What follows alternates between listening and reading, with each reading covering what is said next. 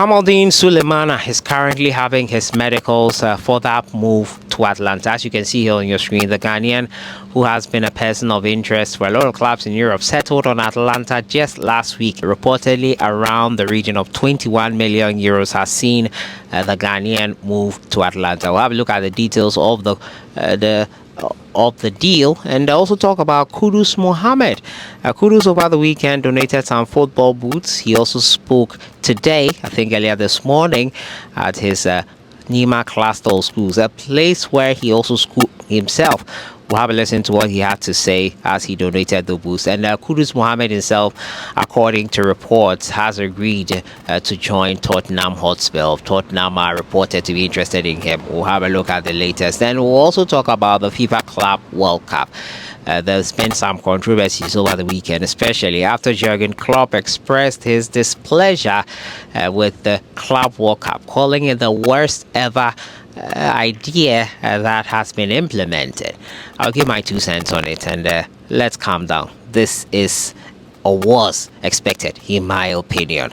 As usual, don't forget to subscribe if you haven't. Click on that notification bell to get more updates. So it's a bright and sunny day here in the United States, New Jersey to be specific, and I'm enjoying my time in the United States. Over the weekend, we were at the Lincoln Financial Field.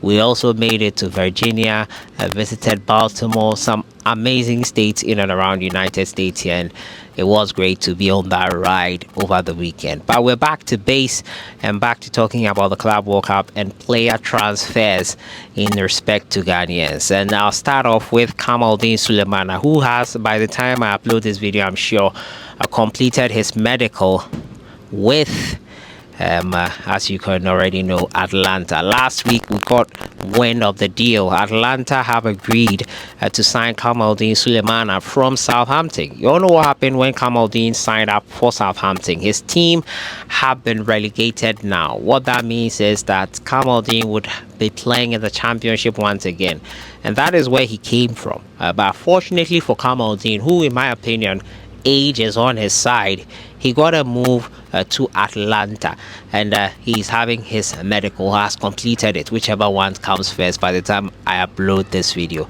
Kamaldeen is a player who, in my opinion, has been quite fortunate, and the only reason why he's been quite fortunate is because he has age on his side. I think this is a move that I did not see coming at all. I thought that he would go into the championship again and would have to fight for his place and fight for Southampton to return, but he does not have to do that. However, what he has to do is that make sure that his time at Atlanta counts for something. He has to make an everlasting impression. It's great that he will be playing alongside a fellow Ghanaian in Ibrahim Sulemana, who has proven to his Atlanta teammates and fans that he is an amazing player in and of his own. Kamaldeen will have an opportunity to also do that, and I think he has to take it with aplomb. He has to do it perfectly. This, if not the last, could be close to one of the last few chances he has to prove himself, and I hope he grabs the bull by the horn and makes it count. That being said, I wish him all the very best. This is a move that will help him. The Italian Serie A is a great move. It's a great one in terms of history for Ghanaian players. Kojo Asamoah has been one of the most consistent players in the Italian Serie A. Sule Ali Muntari's time at Inter Milan will be remembered fondly.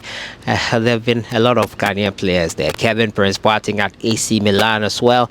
It's been a good league for Ghanaians, and hopefully Kamaldeen Sulemana will continue in that stead. The next one has to do with Kudus MOHAMMED, his partner in crime, more or less. Kudus MOHAMMED is also a person of interest for a lot of clubs, and this morning the report is indicating that Tottenham Hotspur are the team that he looks to be interested in. Both parties, according to reports, are happy with a deal that could go through. That being said, Kudus is in town. Well, he's in Ghana, and this morning he donated some boots to his alma mater in the Nima Cluster of schools. In doing that, he spoke about something quite important, which was related to education. He says education is very important and advised players to read their contracts well. It's through education that you can be able to read any contract you're offered. And he based that to talk about how important education is. He donated some textbooks and stationery along with some boots, I think yesterday as well. And it's great to see all these guys doing these amazing things for where they came back from. Never forget your roots, they say, and I think they are following in that respect. That being said, his deal could be with Tottenham Hotspur, and would that be an upgrade? Based on last season's performance, Tottenham Hotspur won a major trophy. Those bizarre circumstances and sacked their coach. They have a new manager, and it could be a good omen. Kudus would be assured of Champions League football and a place in a team that is looking to regroup or rebuild. He could be part of that rebuilding process in a positive direction. It's like a fertile ground for growth with Tottenham Hotspur. Will he be able to do it? Your guess is as good as mine, but I'm hopeful that it will go well. West Ham United have been used to Kudus Mohammed by now.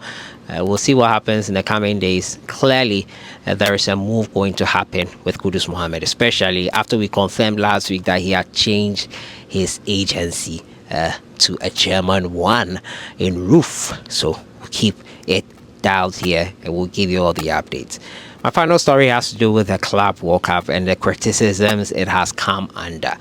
As is the case with any new competition, these things are expected. In my opinion, I was even surprised it didn't come up earlier. Jurgen Klopp has put out a scathing comment on all the happenings with the Club World Cup, calling it the worst idea to bear fruit. In my opinion, I think Jurgen is reacting a bit here. As is the same case with any new competition, this is expected. It has come at a time when players probably should be resting. But then let's go back a little bit. Let's not be hypocritical. If the Club World Cup had not happened around this time, the African Cup of Nations would have been happening. If the African Cup of Nations was not happening, we would have a Confederations Cup, which is a tournament that precedes the World Cup every year. A tournament which is used to test the conditions in the country hosting the World Cup to be able to see their readiness. Basically, FIFA saw an opportunity and decided to quote-unquote cash in. Can you blame them for that, really? Players are demanding mammoth salaries. Players are demanding gigantic things. And where do you expect these clubs to get those monies from to fulfill all these commitments? And mind you, if you're demanding a lot of money, and you don't want to work a little bit more, that's in playing matches, and I understand where Jurgen is coming from, the players need rest, blah blah blah. As Bayern Munich's head over there said, are players ready to get a wage cut if the load of workload is reduced? Are they ready to do that? It's a conversation that needs to be had, and it's a double-edged sword. A new competition will always face criticism. Hell, I'm sure when they started the World Cup in 1930, a lot of people were like, what is the point of all this? When they started the Euros or whatever, people complained. When they started the FA, when you start anything, there is a period of chaos, a period where people complain about the essence of a competition you are starting. It's always going to happen. I, for one, thought that the Club World Cup probably at the time was not the best. Players have resting period. Then I thought of it and said, you'd be having Confederations Cup. We'll be having African Cup of Nations. Instead of it being in December, we'll be doing a lot of things. It's not like the summer would have been so free with any other thing. It's true that it's a load of pressure on players. That is why clubs have the opportunities to sign big squads and more players and give them a lot of money to accommodate for situations like this. No one is forcing a club to use a specific set of players. Yes, there'll always be better ones, but if the workload is becoming too much and is bringing out all these complaints, there's a solution. Use French players. Yes, it might mean that you'll not win the competition, but it also means that you care about the welfare of your players as well. Do your part, because the wage bills of certain clubs are not coming down.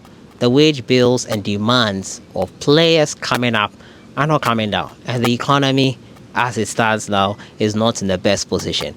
It's a discussion that needs to be had, and if players want less matches or games, they might probably have to settle for less wages and salaries. Something has to give, and you cannot expect the clubs who are running a business to give up the chance to make more revenue at the expense of growth. My 2 cents on it. Let me know what you think about what Jurgen Klopp said, what everyone is craving and going crazy about to the Club World Cup. Let me know what you think in the comments box. I'll see you guys in the next one. Talking to you about Kudus Mohammed's charity work over the weekend and this morning. Also talking to you about Kamaldeen Sulemana. Kamaldeen is a man who has joined Atalanta, having his medicals as we speak, completed probably by the time I upload this video. And also talking to you about all the hula baloo about the Club World Cup and its essence or significance. I'll see you guys in the next one. Enjoy the rest of your week.